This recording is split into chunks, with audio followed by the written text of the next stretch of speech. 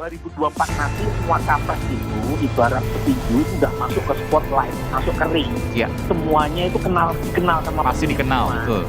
Kalau sekarang yang dikenal hanya Pak Prabowo, yang lain tingkat kenalannya rendah. Nah nanti 2024 seseorang capres itu tidak hanya bisa mengandalkan kenalan saja, harus ada aspek lain, aspek teknokrasi, aspek afeksi dan seterusnya. Nah pada titik sekarang elektabilitas Pak Prabowo itu riskan.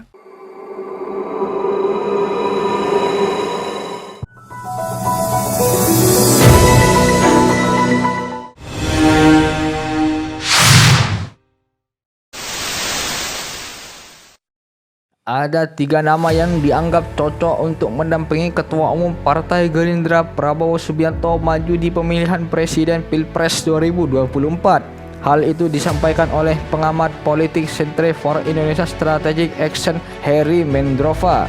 Sosok pertama, kata Heri, adalah Anies Baswedan. Heri menilai mantan Gubernur DKI Jakarta itu dapat memastikan suara dari kelompok kontra agar bergeser ke Prabowo Subianto. Dalam konteks politik, kepentingan itu yang utama bisa aja Anies, karena ini justru memungkinkan Prabowo memastikan suara dari kelompok kontra, kata Heri saat dihubungi Selasa 15 November 2022.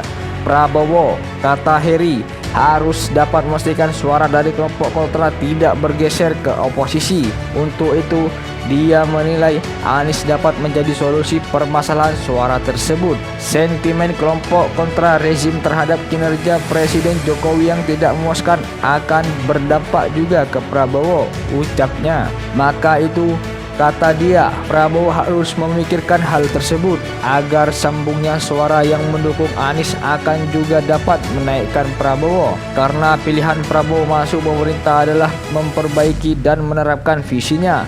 Artinya jika hal ini justru kontraproduktif maka kemungkinan bergeser ke kelompok oposisi, sambungnya. Kedua, kata dia, ialah Gubernur Jawa Tengah Ganjar Pranowo. Heri menganggap Ganjar memiliki elektabilitas yang baik. Jika terjadi deadlock, maka Ganjar lebih baik dari sisi elektabilitas dan performa panjang memimpin daerah, ucapnya. Ketiga adalah Gubernur Jawa Timur yakni Khofifah Indar Parawansa. Henry mengatakan Khofifah yang didukung oleh segmen Nahdlatul Ulama NU dapat menjaga elektoral Prabowo, sedangkan Khofifah didukung oleh segmen NU berasal dari tokoh representatif dan cukup baik dalam jaringan dan modal sosialnya, katanya. Elektabilitas Ketua Umum Partai Gerindra Prabowo Subianto menduduki posisi teratas berdasarkan hasil lembaga survei Political Weather Station. Maka itu Prabowo perlu didukung dengan pemilihan pendamping yang dapat memberikan dampak elektoral.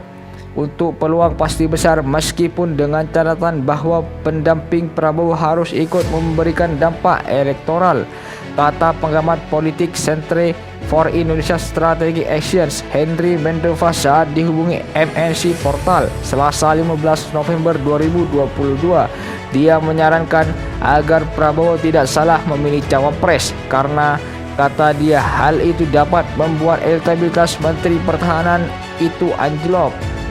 Di samping itu, jika salah memilih pendamping maka suaranya akan cepat anjlok, sambungnya.